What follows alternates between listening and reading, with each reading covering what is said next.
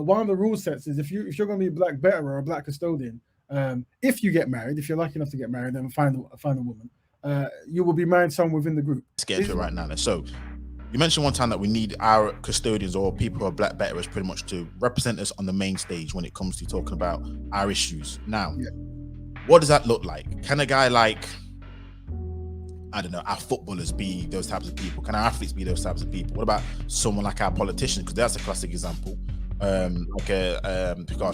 David Lammy, Diane Abbott. Who are these people who we should be allowing? Because a lot of people are speaking on our behalf. But the question is, who fits the bill? John Barnes is someone who's classically on the news as someone speaking on behalf of black folk. He gets the ride. Who is these people? What are the people who we can allow and we can't allow?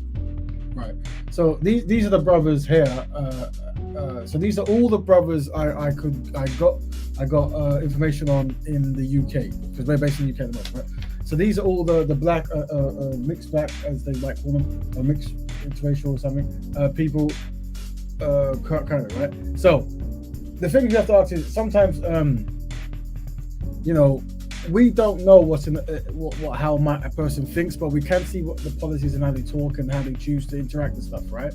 And I think there has been a consistent complaint that many black politicians don't either do things for black people, or it's like it's not the primary, it might be the tertiary whatever, right?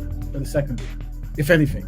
And so what I say is there should be a certain amount of principles and lifestyles that already put you in a certain, good favor, right? Now, what we know is here of the pattern. This is a pattern perception. This is something that I try to do when I look at black people, because if you talk to black people individually, they'll tell you one story, but actually the pattern tells you more. And one of the patterns I've noticed here is every single one of our politicians is married to a blonde-haired woman or a man, because one of them is same gender loving individual.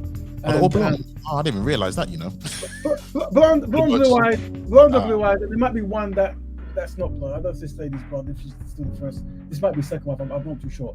But a lot of them have actually been married twice, and obviously the first wife would have been European as well.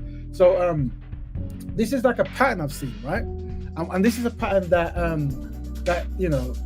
something that we have to be aware of. So in order to get around this, one of the rule sets is if you're going to be a black better or a black custodian, if you get married, if you're lucky enough to get married and find a woman, you will be married to someone within the group.